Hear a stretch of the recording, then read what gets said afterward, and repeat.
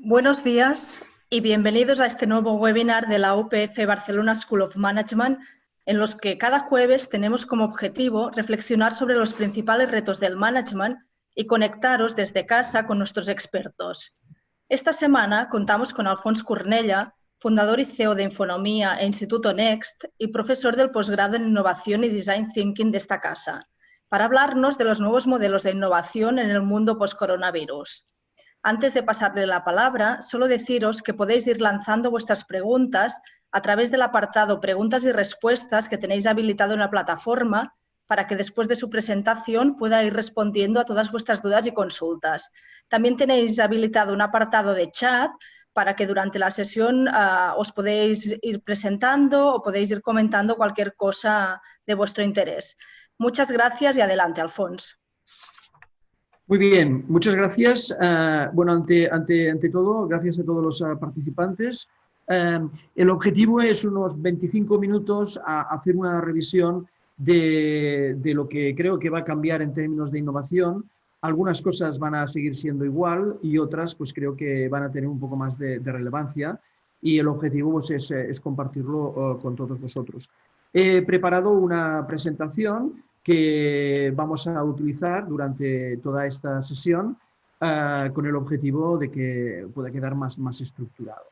Bueno, para los que no sepáis quién soy, pues yo hace unos 20 años que me dedico a innovación. El objetivo siempre ha sido el de aprender cómo se traducen ideas en resultados, lo veremos enseguida.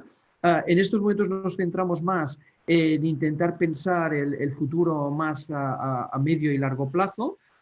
Por eso esta iniciativa se llama Institute of Next, y creo que además en la situación en la que vivimos, ¿no? con el impacto del coronavirus, pues nos damos cuenta de que efectivamente hay que pensar un poco más, más allá del día a día, y tiene mucho sentido pensar en el largo plazo. Y finalmente acabo de publicar un libro que se llama Cómo innovar sin ser Google, que está dirigido a medianas empresas que pueden innovar sin tener la infraestructura y las características de una gran organización. Entonces voy a explicaros 10 ideas muy breves de lo que creo que va a cambiar en el mundo de la innovación en los próximos meses. No necesariamente como consecuencia del coronavirus, sino del cambio de situación en el que estamos. La primera es que creo que nos hemos dado cuenta de que hay demasiada innovación inútil. O sea, hay demasiada innovación que realmente no aporta nada, no aporta ningún valor. Es como si hubiera sido una fiebre en la que toca innovar por innovar, sin que tengamos en cuenta que esa innovación tiene que hacer algo. Voy a poner un ejemplo muy simple de cómo una innovación que puede ser muy positiva, pues que puede acabar derivando en algo que es más un problema que una solución, ¿no?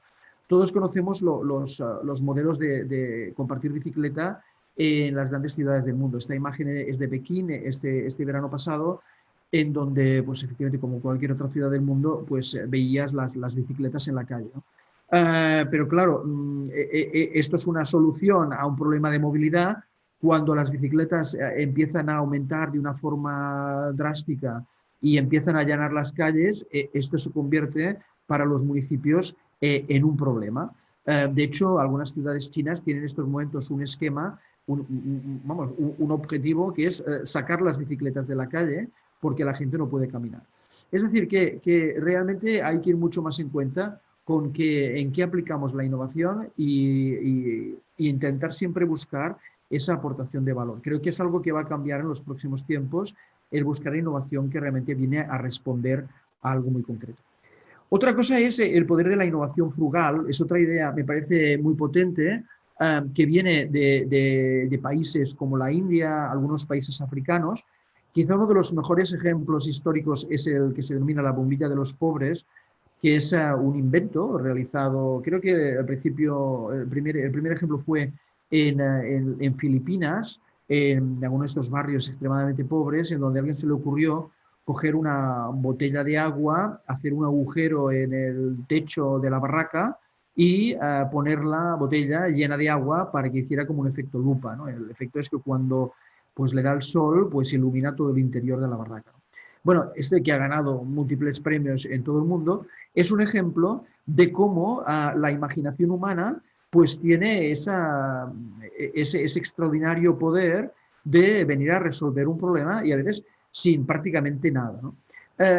Me interesa cada vez más la innovación frugal, la innovación que se realiza sin grandes esquemas, grandes presupuestos y que viene a resolver rápidamente un problema, ¿no? Y permitidme utilizar un ejemplo concreto en el que hemos estado en las últimas semanas, y esto sí que tiene que ver un poco con el coronavirus. Bueno, nosotros estas últimas semanas hemos fabricado más de 150 viseras para farmacias, hospitales, residencias de ancianos, gracias a que tenemos un pequeño taller de 3D y lo que ha sido sorprendente es ver que como decenas de miles de makers en todo el mundo, literalmente decenas de miles de makers, pues han empezado a compartir ficheros, a fabricar, etcétera, etcétera, dando una solución, en ese caso ya de fabricación de producto, que en otros momentos hubiera sido muy difícil. Entonces yo pienso, para mí ha sido, aunque estoy en este campo desde hace unos años, para mí ha sido realmente un descubrimiento ver que te llamaban, ¿no?, de un hospital para conseguir esas viseras porque no les estaban llegando los suministros convencionales. Entonces, esa idea de prototipar rápido, de fabricar rápido, probar, probar, probar, hacer, hacer, hacer, me parece realmente muy interesante, es un cambio muy trascendental. He dicho ya varias veces que para mí el gran cambio es ese nuevo enfoque en innovación para resolver problemas. Innovación a partir de la detección de un problema, no a partir de la voluntad de crear algo porque sí, ¿no? De hacer una pequeña modificación en un objeto, en un modelo de negocio. Yo creo que lo que toca ahora es ponerse a resolver problemas significativos, ¿no?, problemas relevantes.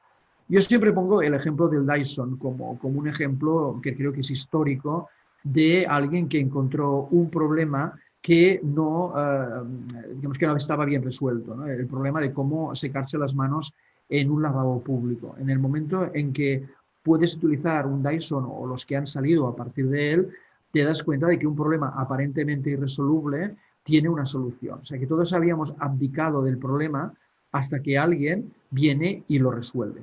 Entonces, este enfoque a encontrar un problema relevante, significativo y resolverlo de maneras diferentes, creo que es lo que viene, ¿no? Y quiero poner otro ejemplo de hasta qué punto es que nuestro día a día está rodeado de pequeños problemas por resolver, algunos de ellos que tienen un impacto grande. Por ejemplo, esta es una innovación reciente realizada entre DAM y Alzamora, una empresa, si no recuerdo mal, de Gerona, para cambiar el soporte de plástico que se utiliza para poder agrupar esas 6 latas en un bloque.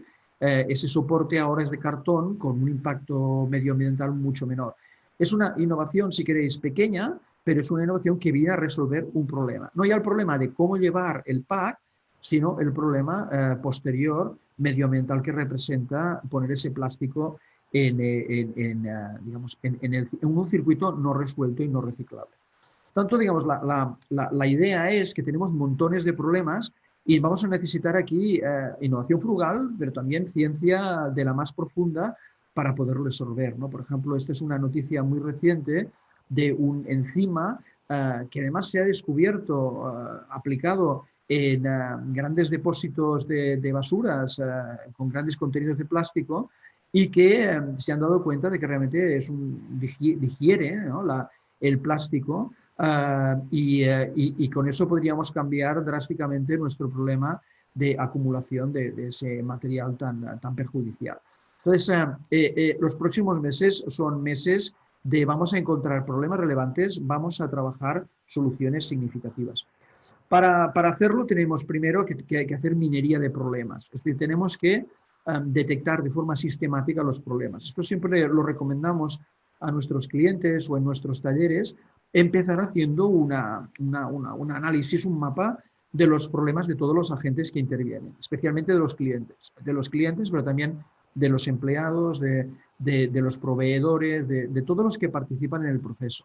Y cuando tienes una lista de problemas, la innovación que puedes hacer es una innovación más realista y con un impacto, podríamos decir, mucho más claro y al final, pues, digamos, reconocido por todas las partes. Todo esto lleva a la necesidad de una innovación más sistemática.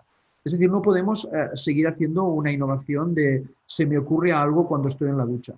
Es cierto que hay que seguir duchándose y hay que seguir teniendo ideas en la ducha, pero creo que todos tenemos que entender que la innovación solo funciona si se constituye en un sistema. No estoy diciendo en un sistema muy procedimental y muy, digamos, estricto, sino que básicamente hay que tener un gran modelo, un gran framework. Nosotros utilizamos ¿no? La innovación como un motor de 3 tiempos, ideas, valor, resultados. Se trata de tener un mecanismo de generación de ideas, un mecanismo de determinación de cuál de esas ideas es de valor para alguno de los agentes y siempre teniendo en cuenta que debe generar un resultado.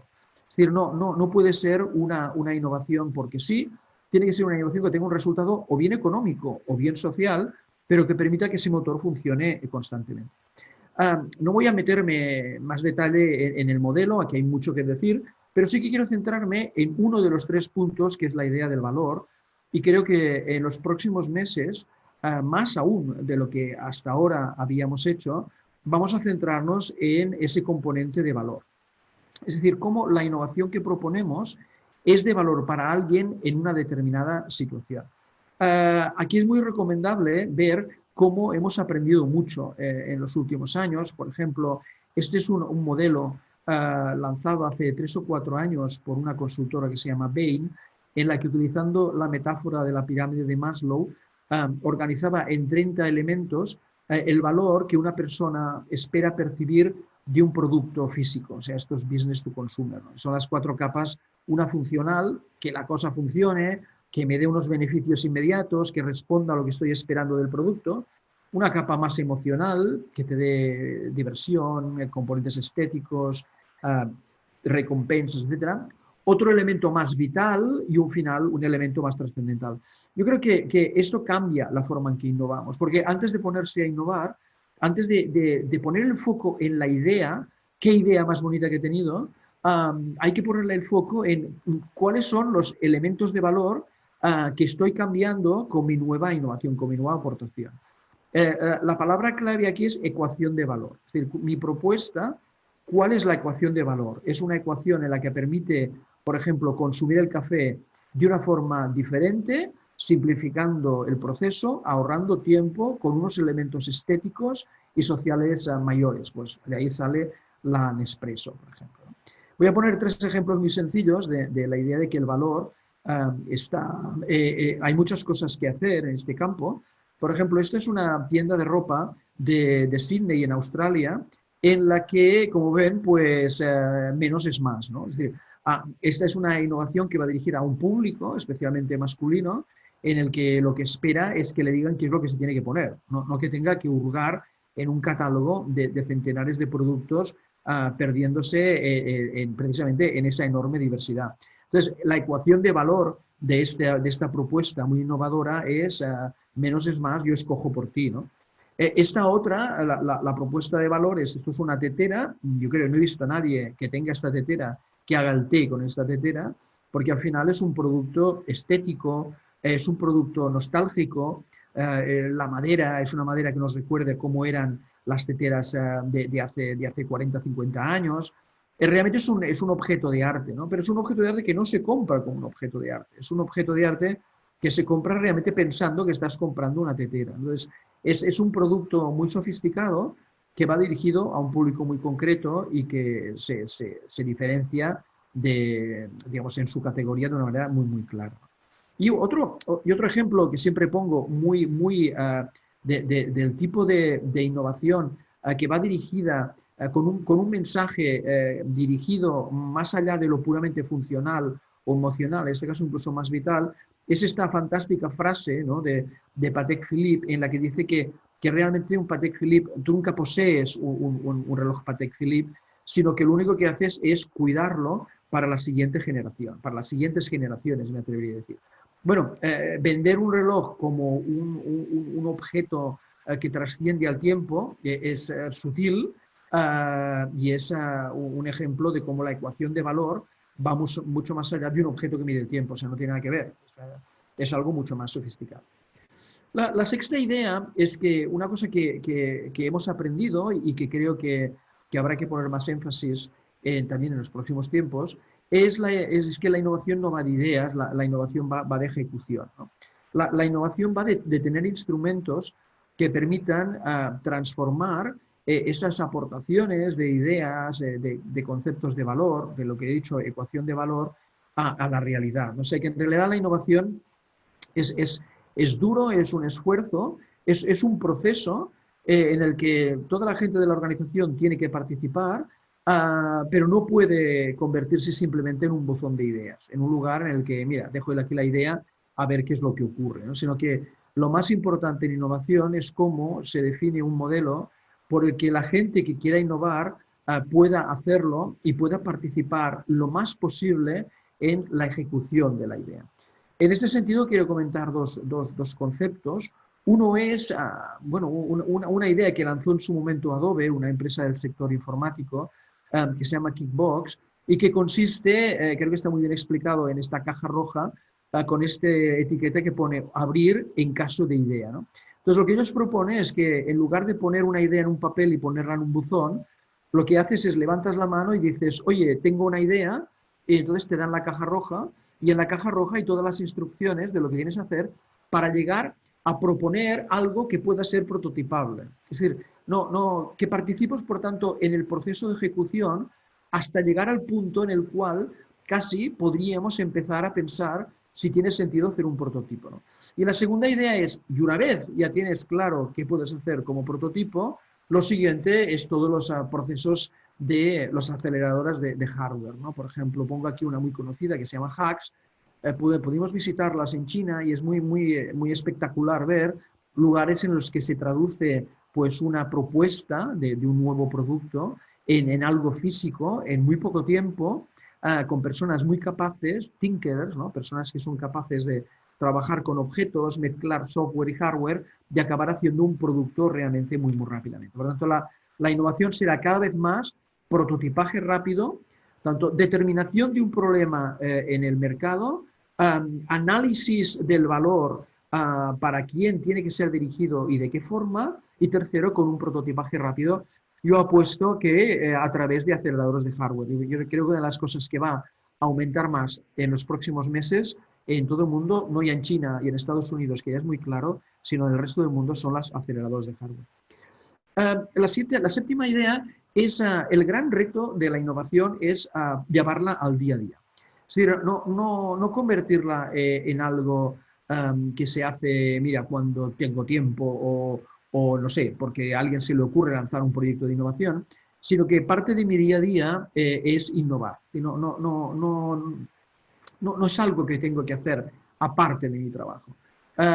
Esto liga mucho, ¿no?, con los modelos de calidad total, en el que las personas que trabajan en una organización tienen que proponer cada día las mejoras en el proceso, pero creo que hay que ir un paso más allá. Y el siguiente paso tiene que ver con un cambio en el concepto de por qué estoy trabajando, cuál es el objeto de mi trabajo, ¿no? Y creo que lo que viene es esto. O sea, lo que viene es grupos pequeños de personas en la organización que tienen un objetivo muy claro, que están muy cerca del cliente y que en un tiempo muy rápido son capaces de convertir la necesidad del cliente, resolver el problema del cliente en una solución. Estas hormigas saben que tienen que mover esta rama, ¿no? Y les da igual cómo se hace, hay que hacerlo, ¿no? Y no tienen que esperar que alguien les dé un manual de instrucciones de cómo hacerlo. Entonces, esta idea de los equipos autodirigidos, muy cercanos al cliente, que tienen por objetivo resolver el problema, creo que va a ser muy importante en los próximos tiempos. De hecho, el gran tema aquí va a ser pasar de centrarnos en el output, en generar producto, en producir, en vender, en generar outcome, es decir, en resolver los objetivos del cliente que nos viene a buscar, ¿no? Es decir, no se trata de producir más, se trata de resolver más. Y al final, quizá en el corto plazo, pues el objetivo de aumentar las ventas pues no quede satisfecho, pero en el medio y largo plazo esa relación estable con el cliente, que se deriva de entender muy bien lo que quiere y resolverle el problema, pues va a ser mucho más relevante para la organización. Tengo dos imágenes que traducen muy bien la diferencia entre output y output, ¿no? Si vas a un bar y pides una bebida con hielo, nadie puede negar que lo que veis aquí es una bebida con hielo. Es decir, el camarero podría quedar perfectamente tranquilo diciendo yo he cumplido con el output. O sea, el output es un vaso con hielo, ¿no? O sea, pero claro, la persona que pide un vaso con hielo o un refresco con hielo no está pidiendo esto, está pidiendo que la bebida esté refrescada por el hielo. O sea, lo que está pidiendo es esto, ¿no? Esto es el outcome. Es decir, que parece una tontería, es un ejemplo muy simple, pero todos recordaremos situaciones en las que alguien nos ha intentado responder a nuestro problema, a nuestra necesidad. Él ha generado el output, como y se ha quedado tan tranquilo, cuando en realidad lo que queremos es un outcome, es resolver nuestro problema. La octava idea es, todo esto puede hacerse en una organización, pero cada vez más tendrá que hacerse entre organizaciones. O sea, innovar para entender los clientes, para entender las necesidades, va a ser algo bastante más complicado, más sutil, y por tanto vamos a necesitar esquemas como este, vamos a necesitar que una organización grande, una organización que tiene un mercado, una organización que tiene esa inercia, esa capacidad para atraer clientes, tenga a su alrededor pues, organizaciones más pequeñas, más centradas en la generación de ideas, ¿no? Este modelo orbital, este modelo de yo, organización grande, tengo el mercado, tengo la distribución, tengo la logística, tengo las cadenas de suministro, tú, startup, tienes esa capacidad de generar ideas nuevas, creo que se va a imponer cada vez más. De hecho, estando en China, pude visitar a Xiaomi, uno de los mayores fabricantes de telefonía móvil del mundo, y hablando con ellos, yo ya tenía una idea de que ellos estaban en esta línea, bueno, y me confirmaron que ellos tienen 270 en ese momento startups a su alrededor, con la que tenían una relación muy estrecha para que fueran produciendo esos nuevos componentes de valor en términos de software, en términos de apps, en términos de incluso de hardware, con el objetivo de que cada cierto tiempo puedan lanzar productos con, digamos, nuevas propuestas, ¿no? De hecho, ellos cada martes lanzan al mercado 100.000 teléfonos que son diferentes de los teléfonos de la semana anterior. He utilizado el caso de Xiaomi y para entrar en la novena idea, que es la idea de la innovación, le he llamado a la Asia, ¿no? Es decir, innovación que procede especialmente de China, pero no solo, también de Corea, Japón, incluso Vietnam, otros países del sudeste asiático, que nos va a sorprender. O sea, creo que la siguiente ola de innovación no es una innovación anglosajona, es una innovación asiática. Es espectacular lo que han conseguido en China, pasando en menos de 15 años, por ejemplo, de no saber cómo construir un tren de alta velocidad a ser los líderes en el mundo, no en su red, sino en la fabricación de los mejores trenes de alta velocidad. Esto sería, pues diréis, bueno, porque hay mucho dinero público metido, es cierto, pero es que en China hay miles, por no decir decenas de miles de empresas que son, podríamos decir, empresas de pequeños emprendedores que encuentran un problema, utilizan la tecnología fantásticamente y dan una respuesta como con una micromultinacional, ¿no? Por ejemplo, aquí tenéis DJI, que son estos fabricantes de drones, ¿qué dron te vas a comprar en el mundo si no es un dron chino en estos momentos? Y que, digamos, muestra una energía extraordinaria para poner en un mismo sitio talento, capacidad logística, capacidad de fabricación, acelerando el proceso de innovación tremendamente. Por tanto, tenemos que empezar a aprender sobre cómo funciona la innovación en Asia, cómo funciona la innovación en las empresas, digamos, sobre todo las micromultinacionales asiáticas.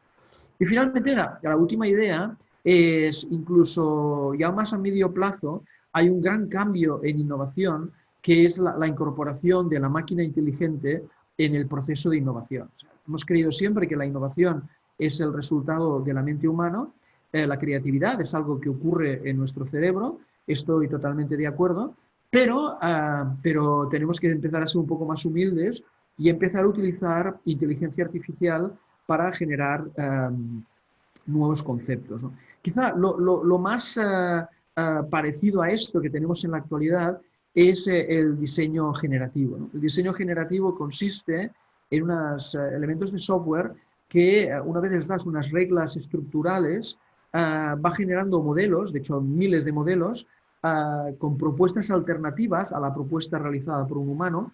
Aquí veis, por ejemplo, en el lado de la izquierda un panel de un Airbus diseñado por un ingeniero humano, y en el lado de la derecha veis el mismo panel diseñado por un software de diseño generativo, realizado de una forma como más biónica, ¿no? Más parecida, como diríamos, a algo realizado en la naturaleza, pero con mucho menos peso y la misma resistencia estructural. Entonces, este cambio, este gran cambio, el que aparezca un software que te haga propuestas, miles de propuestas, te optimice la mejor o las mejores y tú como humano decidas cuál es la mejor, creo que es un salto muy importante en innovación. Y estamos a un paso de que máquinas con procesos de deep learning que entiendan muy bien cuál es el valor que quiere un humano, volviendo atrás lo que hemos dicho de la ecuación de valor, cuál es la ecuación de valor que percibe un humano, es capaz de proponer cosas que a los humanos no se nos ocurriría. De hecho, termino diciendo que ya hay varios litigios en el mundo en estos momentos en el que se pide que se reconozca a un sistema de inteligencia artificial como el inventor de algo. En este caso, por ejemplo, el inventor de una mejora en un software, realizado no desde una inteligencia como la humana, sino simplemente por esos procesos iterativos en los que van probando, van cambiando elementos del software hasta que se consigue una mejora. Por lo tanto, estamos no tan lejos de ese concepto de máquinas creativas, ¿no? No estoy hablando de una réplica del cerebro humano, pero sí de un campo de la innovación totalmente nuevo para los próximos años. Las conclusiones, después de estos 25 minutos en que os he presentado estas 10 ideas macro, es que el mundo va a ser muy distinto. Yo creo que lo que hemos aprendido durante estas últimas semanas es que esa idea de pensar que yo puedo ir desde el hoy hasta el mañana en el largo plazo a través de una trayectoria clara, es decir, esto es lo que voy a hacer dentro de un año, dentro de 2 años, dentro de 3 años, esa planificación a largo plazo pues entra un poco en cuestión. ¿Quién nos habría dicho hace un mes que estaríamos como estamos hoy, ¿no? Y por tanto lo que hay que empezar a entender es que la complejidad pues inunda el entorno, es decir, que no podemos ya pensar en sistemas lineales, en sistemas muy fáciles de pronosticar y predecir. La complejidad lo cambia todo, el mundo global lo cambia todo y por tanto tenemos que, digamos, aceptar que nuestro futuro es un futuro más adaptativo. Es decir, que tenemos que seguir teniendo trayectorias y que de tanto en tanto tenemos que mirar cuál es el entorno y cambiar de trayectoria de acuerdo con las circunstancias. Entonces, este dibujo, de alguna forma, lo que está diciendo es que no tenemos más opción que utilizar la innovación, no ya como una mejora de lo que hacemos, sino como un proceso sistemático de adaptación de un entorno cambiante muy complejo. Entonces, la innovación cambia de rol. Ya no es un departamento de innovación que piensa cosas, sino que es toda una filosofía de cómo permitir que la organización se adapte a un entorno complejo. Y la innovación, por tanto, es parte de la responsabilidad de todo el mundo, especialmente de la dirección. No habrá futuro en un entorno complejo en el que sin esa innovación sistemática. Bueno, espero que os haya sido de utilidad y que todos pues volvamos un poco a ese espacio, ¿no? del jardín de arena, ¿no? para hacer pruebas, ¿no? Ese lugar en el que probar y probar. La innovación es eso, es juego, es prueba, porque si no, no sería divertido. Y nada, pues dispuesto a poder responder alguna pregunta que me hagáis y espero haber sido de utilidad. Muchas gracias. Bien, veo que, por ejemplo, hay una pregunta que dice cómo convencer a las empresas de tener estos grupos de innovación, ¿no? Bueno, mi conclusión de 20 años de trabajar en innovación es que hay que empezar por aquellas empresas que lo entiendan. Es decir, no creo que hay que hacer una evangelización a todo el mundo, es decir, intentar convencer a la gente de que hay que innovar, sino que hay que ir a aquellas que lo entienden, ¿no? Y Pasa que hay que tener argumentos muy trabajados, es decir, que no hay que ir con innovar por innovar, sino hay que tener un modelo, hay que tener un sistema, hay que tener un argumentario potente. Por tanto, mi sensación de estos años es que existe realmente muchas empresas dispuestas a innovar. Lo que ocurre es que les falta entender que hay que hacerlo de forma sistemática, ¿no? Y muy bien.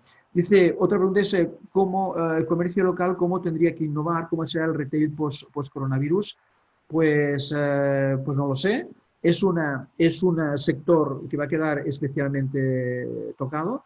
Yo creo que lo primero es empezar a entender que el mundo digital existe y que se puede hacer cosas en el mundo digital aunque seas un retail local.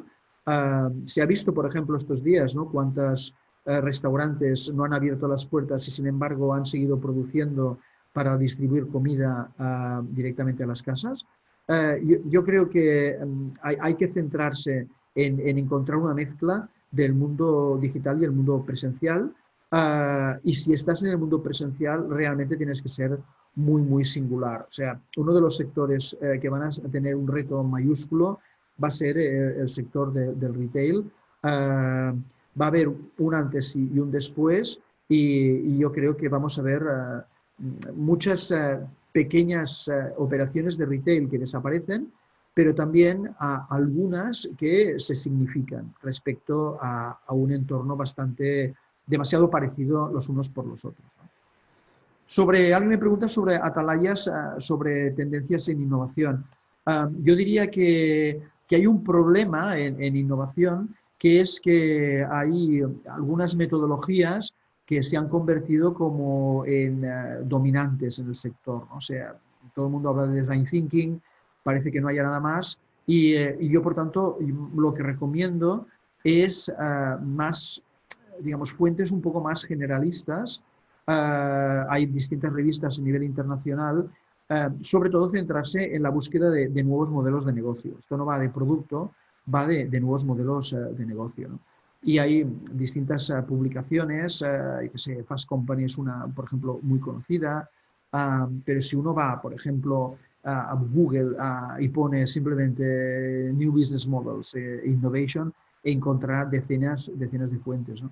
Yo no tengo un número corto de fuentes, utilizo muchísimas, para mí es muy difícil recomendar una u otra, pero yo diría que las fuentes convencionales, ¿no? Las revistas convencionales, el Economist, etcétera, etcétera, la Harvard, son revistas en donde en cada uno de los números puedes encontrar nuevos conceptos de innovación y nuevos modelos, ¿no? Dice, para el sector alimentario, estos macroconceptos siguen siendo válidos.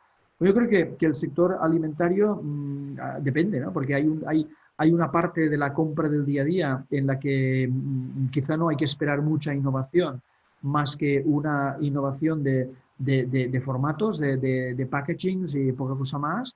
Pero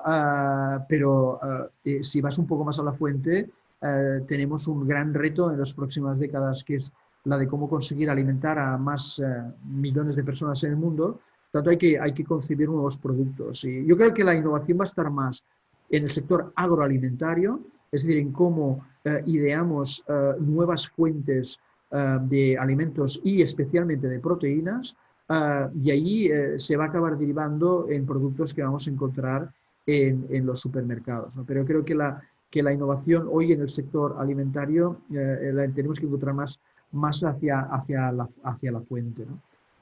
Sobre las compras en Internet, no he estado siguiendo con mucha exactitud lo que ha ocurrido en estas semanas. Sí que he visto, por ejemplo, que hay cosas que han caído, hay determinados ámbitos del comercio electrónico, por ejemplo, la venta de ropa por Internet, que ha decrecido, y sin embargo, pues la compra de comida ha aumentado, ¿no? Es decir, que han sido realmente unas semanas totalmente diferentes de lo que estábamos acostumbrados, totalmente diferentes de lo que había ocurrido durante los últimos meses, ¿no? Entonces, yo pienso que lo que ha ocurrido no es muy significativo. Es decir, que la gente haya empezado a comprar, por ejemplo, en el restaurante del barrio por Internet o en la hamburguesería del barrio, pues no es muy significativo. Yo pienso lo que sí que es será interesante es ver cómo después de este proceso eso se consolida, ¿no? O sea, cómo ámbitos o categorías que no eran que no veías tan frecuentemente en las estadísticas de la venta por Internet empiezan a aparecer, ¿no? No sé, aquí tenemos, por ejemplo, la percepción de valor de China es una pregunta muy interesante. Nosotros dedicamos 6 semanas el año pasado a entender mejor China, fuimos allí. De hecho, os puedo anunciar, es una primicia, que el día de San Jordi, el día 23, lanzamos en formato digital un nuevo libro, que es lo que hemos aprendido de China y lo que creemos que va a ocurrir en China. Lo haremos con la editorial Profit justamente el día 23 en formato digital. Bueno, China va a cambiar el mundo. Yo creo que no, tienen que ser inteligentes como lo son para sacar partido del cambio estratégico en el mundo.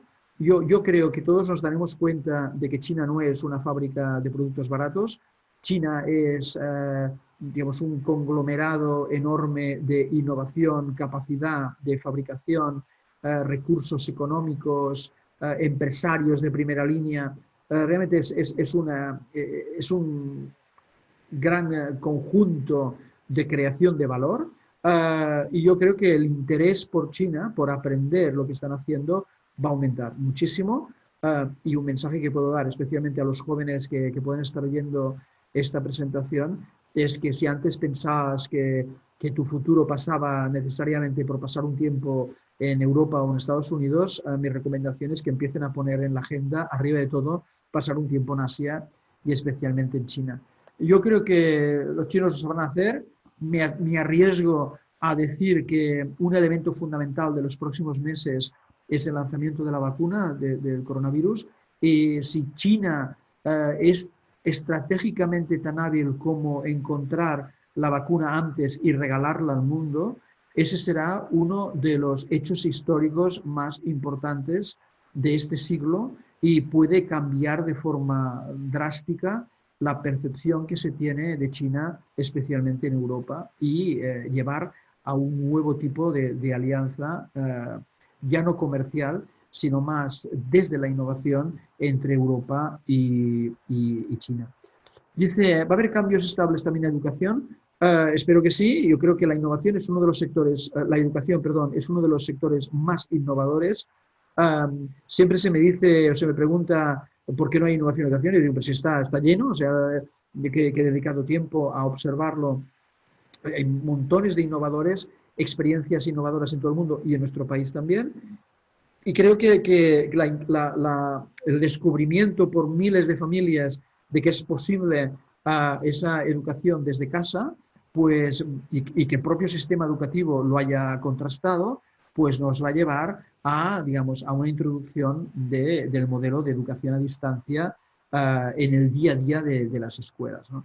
Vamos, me gustaría pensar que el primer paso sería que algunas escuelas se atrevan a no tener un día lectivo, es decir, a que un día de la semana sea un día para trabajar el alumno por sí mismo, sin que tenga un esquema de clases y que sea el día para ejecutar lo que se ha hecho durante los últimos 4 días. Yo creo que ese sería un cambio que me gustaría ver y que sería estable, ¿no? Alguien pregunta sobre la governance, ¿no? Y la organización más eficaz para grandes empresas. Es otra presentación, pero yo diría que hay cambios interesantes. Uno es intentar superar el esquema convencional de los departamentos que hemos utilizado durante un siglo, que sé, finanzas, marketing, producción, por nuevas estructuras que tengan más que ver con la rapidez y la agilidad, ¿no? Por ejemplo, yo propongo más un departamento que podríamos decir de respuesta al mercado, un departamento de equipos autodirigidos, de tecnología y sistemas y otro de relaciones con plataformas, ¿no? Entonces, claro, es que encuentro organizar la empresa de una forma totalmente distinta en la que se pueda, digamos, trabajar más ágilmente para poder generar valor. Pero como digo, forma parte de otra presentación, ¿no? Y dice, si aplicamos la innovación a las empresas a las personas dentro de una empresa, ¿cuál crees que es la clave? Bueno, la clave es algo que no he dicho, quizá por concentración del tiempo de la presentación, y es realmente el retorno del esfuerzo realizado por las personas, ¿no? Es decir, siempre hemos pensado que la gente innova porque cree que hay que hacerlo, porque tiene una responsabilidad. Es cierto, la persona que innova en la empresa es porque no puede hacer otra cosa, o sea, el cuerpo le pide innovar, le pide ser innovador. Esto Schumpeter ya lo estudió hace 50 años, pero también hemos visto que si no existe un retorno, un reconocimiento cada vez más ligado a la participación en los resultados que la innovación que has propuesto ha generado, es muy difícil que se produzcan olas que se vayan repitiendo en la organización. Por tanto, al final, de lo que se trata es que si alguien aporta una idea, un prototipo que acaba dando resultados para la organización, se le reconozca. Y que no se le reconozca dándole un billete para irse con una familia a Disneylandia, sino que se le reconozca con la parte de los resultados que se ha generado. Eso cambia totalmente las relaciones de trabajo, como dice la persona que hace la pregunta, creo que es Javi Vidal, cambia totalmente, tienes razón, la forma el contrato entre una persona y la organización en la que trabaja, y eso lo estamos viendo ya, están empezando por las empresas más sofisticadas, ¿no? En donde lo que se contrata es talento y no horas de trabajo. No sé si tengo alguna pregunta más. En el sector turismo, bueno, no sé si habéis leído estos días una pequeña entrevista que le hacen a Bill Gates sobre el impacto del coronavirus, y el sector que él ve más tocado justamente es el sector turismo. Bueno, puede ser que sí, puede ser que no. Él, de hecho, pronostica que habrá cambios, por ejemplo, en lo que es los viajes de negocios. O sea, hemos descubierto, ahora mismo estamos utilizando Zoom, ¿no? Que existen otros mecanismos, digamos, mucho más eficientes para trabajar a distancia y para hacer reuniones de negocio. Una parte importante del movimiento de personas en el mundo es movimiento de personas para realizar reuniones de trabajo. Entonces yo creo que el turismo, no tengo una percepción clara, pero creo que tendrá que cambiar de un turismo más de masas y de poco valor añadido a un turismo quizá de menos veces y de más valor. Uh, y eso pues llevará a transformaciones radicales del sector, ¿no? Me atrevo de nuevo a proponer alguna idea loca, como por ejemplo, yo creo que algunas cadenas de hoteles deberían empezar a pensar en transformar sus hoteles en lugares de co-living, ¿no? En lugares en donde las personas pues viven juntas, ¿no? Y donde tienes una habitación que es, digamos, la mínima casa viable, por utilizar un término que en innovación otros han utilizado, y que se comparten espacios como los comedores, etcétera, etcétera. Entonces, esta idea de repensar la infraestructura turística, menos vuelos y pensar mejor cuándo quieres viajar, esa transformación de tomo un vuelo por 20 euros y vuelo a cualquier sitio, genera unas cuantas toneladas de CO2 en el proceso, creo que va a cambiar. O sea, realmente el sector turismo es uno en el que tendremos que aplicar mucho nuestra inteligencia para encontrar digamos, transformaciones o innovaciones. No sé si tengo alguna más. Dice, problema de salud de aglomeración. Sí, clarísimamente. Bueno, en el corto plazo, medio plazo, la solución es la vacuna, clarísimamente. Es decir, lo que ocurre es que de estas epidemias veremos unas cuantas más. O sea, yo creo que los que estamos ahora en esta sesión veremos durante nuestra vida varios episodios de este tipo, como consecuencia pues, de la movilidad y de la gente, de la globalización, y entonces tendremos que encontrar nuevos mecanismos, ¿no? de cómo gestionar una aglomeración. No tengo idea de cómo hacerlo, sí que pienso que el mundo digital estará aquí incorporado. O sea, al final esa idea de un registro digital de salud se va a acabar imponiendo, nos guste o no, y por tanto a lo mejor para entrar en un espectáculo, digamos, hoy pagas con una entrada y te piden la entrada, quizá en el futuro te van a pedir un certificado de que no vas, de que el riesgo que aportas al acto es muy pequeño, ¿no? Bueno, dice, me gustaría profundizar en un nuevo esquema organizacional. Bueno, no es el momento. Los que se interesen saben que me pueden encontrar en mi dirección de correo electrónico ac@infonomia.com. Dice, si tuvieras hijos adolescentes, ¿qué les recomendarías estudiar e investigar? De hecho, tengo 3 hijos, quizá ya no son adolescentes, pero mi recomendación sobre todo es que hagan algo que les motive mucho. O sea, no creo que la recomendación hoy no es estudia esto, estudia lo otro, sino encuentra algo en lo que realmente puedas aportar, algo en lo que puedas aportar valor. El aprendizaje es algo muy que requiere, o sea, aprender puedes hacerlo, digamos, aunque tengas que aprender algo que no te gusta. O sea, ¿cuánta gente ha estudiado, por ejemplo, medicina sin que les guste medicina porque su padre lo quería, o abogado, ¿no? Tanto, aprender se puede aprender en cualquier circunstancia. Otra cosa es que lo que has aprendido pueda convertirte en alguien que aporte algo. Entonces, para aportar algo, aquello te tiene que gustar. Por tanto, la recomendación es prueba muchas cosas, mira muchas cosas, ves haciendo pues tests, ¿no? Y entonces decide qué es lo que quieres hacer. Quizá la mejor recomendación que no les gusta a los padres es que cuando acaben el bachillerato no no entren enseguida en la universidad, sino que dediquen un año a mirar varias cosas, a viajar un poco, a encontrar aquello que realmente les estimule. Y van a ser necesarias muchas personas en ese sentido. Os le recomiendo, Javi, te recomiendo especialmente un libro que se llama Range, no está traducido todavía, Range de rango, es de David Epstein, y es un libro en el que habla sobre la necesidad justamente de una formación más transversal, más que especialista, ¿no? Y por tanto la recomendación a los adolescentes es, antes de ponerte a aprender algo en profundidad, tienes que saber de muchas cosas, ¿no? De un rango amplio de cuestiones. No sé si tenemos alguna pregunta más. Creo que no. No sé si, a ver, tengo aquí algunas otras preguntas. Ah, sí, perdón. Hay una pregunta sobre la administración local. Tenemos que decir que tendríamos que dedicar las próximas semanas en analizar lo que ha ocurrido en la innovación en la administración. Hablaba el otro día, por ejemplo, con alguien del sector sanitario y nos explicaba la cantidad de innovaciones que se habían realizado en los hospitales desde esa innovación frugal que he comentado antes.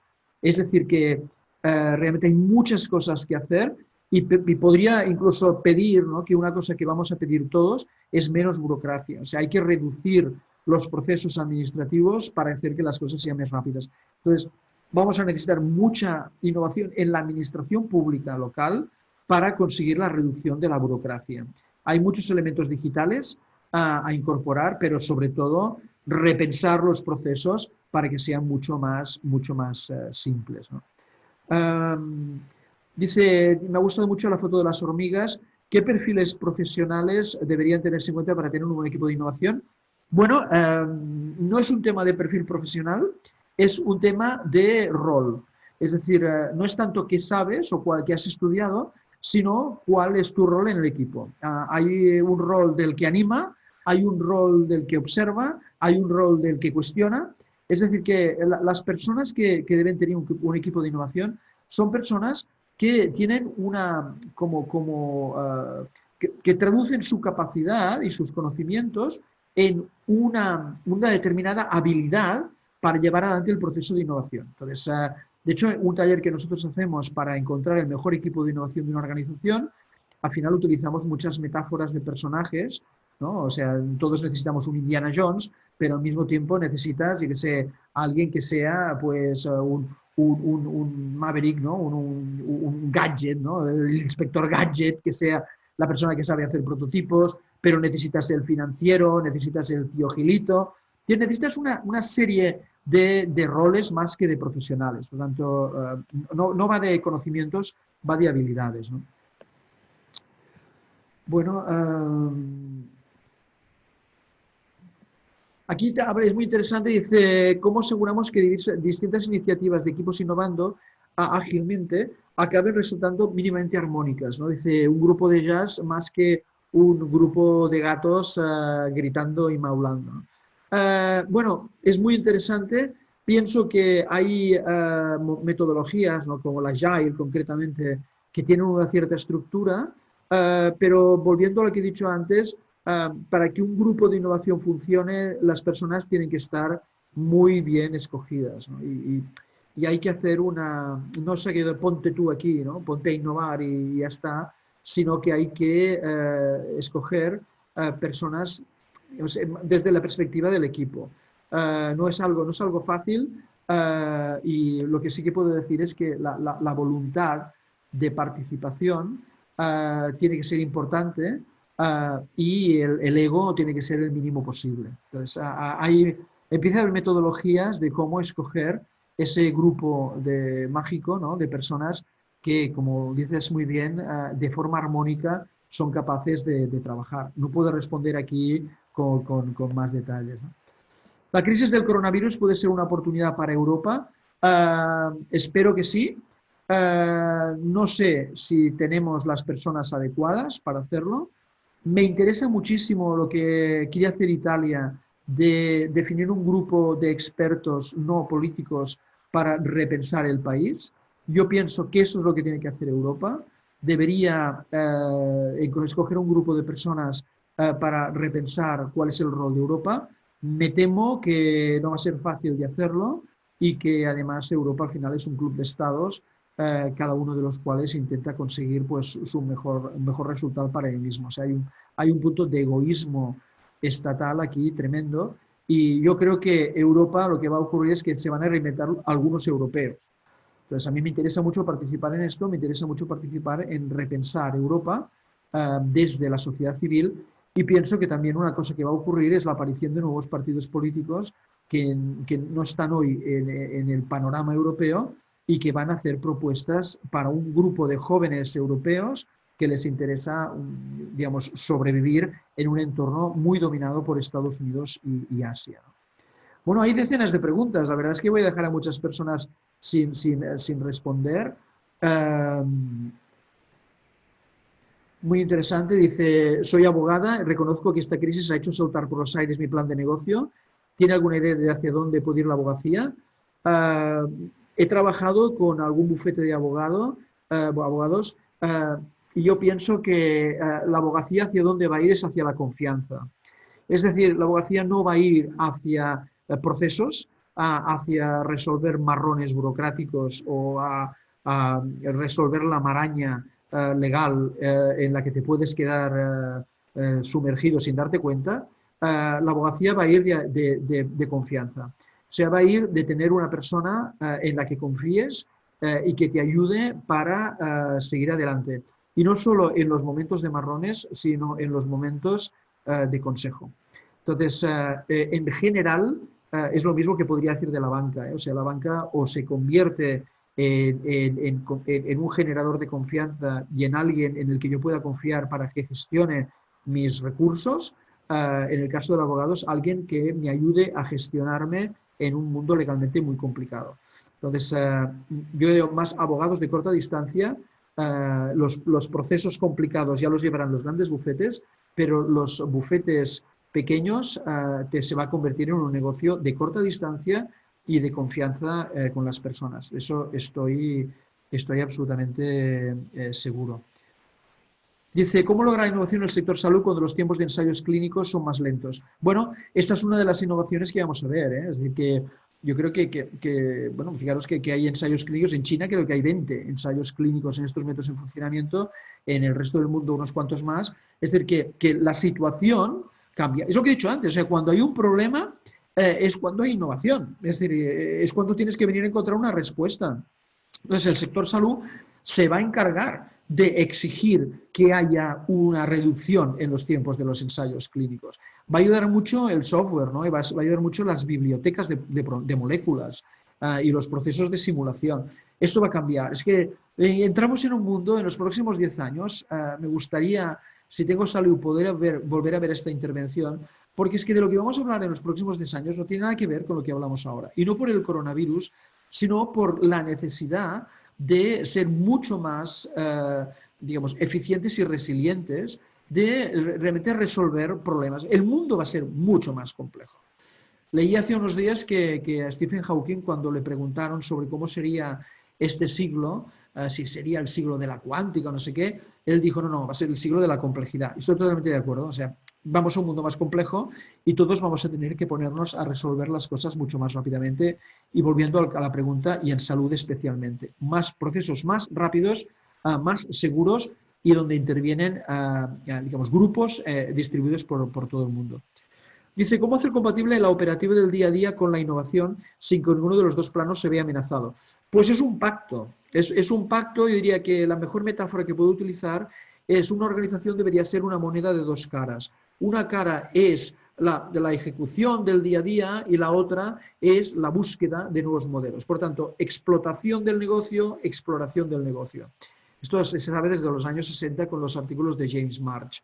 Por tanto, lo que yo diría es que la manera en que no se sientan amenazados es que constantemente haya mucha relación y una transparencia de información para que los que explotan el negocio puedan explicar a los que exploran qué es lo que funciona y los que exploran puedan convencer a los que explotan de que nada garantiza que el negocio de hoy pueda ser sostenible en los próximos años. Por lo tanto, realmente es un pacto. Alguien dice, ¿cómo introducir estas ideas de innovación en los programas, en los estudios universitarios? Pues repensando totalmente lo que son los estudios universitarios. O sea, yo aquí sí que haría una apuesta radical. Las universidades tienen que cambiar radicalmente cómo conciben la formación. La idea es tan sencilla como que máquinas inteligentes en los próximos 10 años harán trabajo que hoy solo pueden hacer los humanos. Y por tanto, más vale que transformemos la manera en que educamos humanos. Es una pregunta, no puedo responder ahora, pero podría decir que sí es un campo en el que hay que tener una innovación radical. Dice, ¿cómo podemos tener confianza en China siendo que es un territorio hermético a la difusión de la información, Elizabeth? Totalmente de acuerdo, es decir, China tiene ese problema de que es al mismo tiempo un sistema extraordinariamente liberal y al mismo tiempo una autocracia, y lo lleva como puede, pero puedo deciros que dentro de China hay mucha gente que quiere cambiar China y que lo va a tener que hacer en los próximos años. No va a ser un modelo democrático lo occidental, pero saben perfectamente que la oportunidad está en generar confianza en el entorno. O sea que la pregunta que haces no te la puedo responder, pero puedo decirte que está en la agenda de las personas más inteligentes de China. O sea, China no quiere dominar el mundo, sabe que no puede hacerlo y que no le conviene, pero sí que quiere tener más influencia en el mundo y tiene que generar esa confianza. No sé, ¿tengo alguna más? Aquí hay una pregunta que me parece interesante, dice la opinión sobre la propiedad privada, vivienda de propiedad y su alto coste. Hay un artículo reciente en el que justamente se criticaba que todos en Occidente, no en todos los países, pero en muchos países, tengamos esta obsesión por la propiedad, ¿no? Y que además eso retraía del sistema económico una cantidad ingente de recursos. O sea, pensar si en lugar de dedicarse a las personas a hipotecarse y poner una parte muy importante de lo que genera a lo largo de su vida laboral en un espacio físico, en una vivienda, lo pusiera en el sistema económico. Estoy totalmente de acuerdo que hoy hay que repensar la idea de la propiedad de una vivienda. Lugares como Singapur, de los más innovadores del mundo, la mayor parte de la vivienda es pública, es decir, te asignan o, digamos, puedes acceder a una vivienda pública. La vivienda privada es extraordinariamente cara, es inasequible. Yo creo que este es uno de los grandes temas, sin duda, para el nuevo contrato social de las próximas décadas. Hay que repensar esa idea de que si no tienes una propiedad, pues no eres nadie o estás hipotecando tu futuro.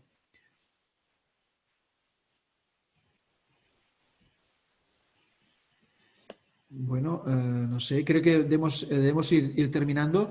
Quizá aquí una pregunta. Jesús dice, ¿cómo se relaciona la innovación frugal con la innovación sistemática? Muy buena pregunta. Bueno, la respuesta es el prototipaje. O sea, la forma en que tú tienes esa intersección es la innovación frugal, consiste en hacer, en probar, en mover cosas, ¿no? Y la innovación sistemática es buscar la aportación de valor a tu cliente. Entonces yo creo que la forma de hacerlo compatible es que alguien tiene un objetivo que está centrado en el cliente, en generar valor, y la forma en la que se hace es en el tinkering, en el pensar con las manos, hacer con las manos. Entonces la innovación frugal es eso, es decir, no esperar grandes procesos, grandes autorizaciones, sino ponerse a hacer, ¿no? Que en inglés es muy sintético, ¿no? O sea, la idea es, en lugar de decir no, es decir do, ¿no? De no a do. Es decir, de siempre poner pegas y decir que alguien tiene que autorizar a hacer algo, a ponerse a hacerlo. Por tanto, la intersección es el prototipaje rápido. Dice, ¿cómo lograrías conectar una startup en un país pequeño en el cual las startups son algo común con esas relaciones internacionales? Es muy buena pregunta, José Luis García. Creo que ese es un campo por trabajar. El campo de, si quieres, la metáfora que voy a utilizar la vas a entender enseguida, es un LinkedIn de las startups, pero donde estén calificadas, ¿no? La idea es, tiene que existir instrumentos en el que alguien certifique que lo que dice una startup es verdad. Porque hoy, pues al final tienes que ir vendiéndote en muchas ocasiones, no necesariamente con toda la información cierta y por tanto se necesitan instrumentos que pongan en contacto. Te puedo decir que las organizaciones desean encontrar startups y algunas de las grandes organizaciones con las que he trabajado me han dicho, oye, es que no encuentro esas startups para poder trabajar con ellas. Yo creo que se necesitan nuevos instrumentos. Creo que tenemos que ir terminando. Creo que tengo que pasar ya la cámara a Mireia. Mireia, cuando quieras. Muchas gracias, Alfons, por compartir tu siempre inspiradora visión de la innovación y a vosotros, a toda la audiencia, por las numerosas preguntas formuladas. Han sido más de 300 personas las que han seguido esta sesión y para los que no la hayan podido seguir, en breve dispondréis del vídeo y la presentación a través de nuestra página web bsm.upf.edu. Además, si queréis profundizar en el ámbito de la innovación, podéis consultar nuestra oferta de cursos y posgrados también a través de nuestra web. Y por último, solo recordaros que volvemos la próxima semana con 2 nuevas sesiones. El martes 21 de abril a las 4 de la tarde reflexionaremos sobre los retos del sector legal, uno de los temas que hoy ha salido también en esta sesión, y lo haremos con Gonzalo Sibate, socio de Molins Defensa Penal, y Eduard Grandío, antiguo alumno del máster de abogacía de la UPF-BSM. Y el jueves 23, día de Sant Jordi, a las 10 de la mañana, analizaremos el futuro de la gestión cultural con Jorge Carrión, director del máster de creación literaria, y Pepe Zapata, antiguo alumno del MBA y director del 3C Comunitat de Cultura. Muchas gracias, esperamos poder contar con vosotros la próxima semana y hasta pronto. Muchas gracias, Alfons. Muchas gracias a todos.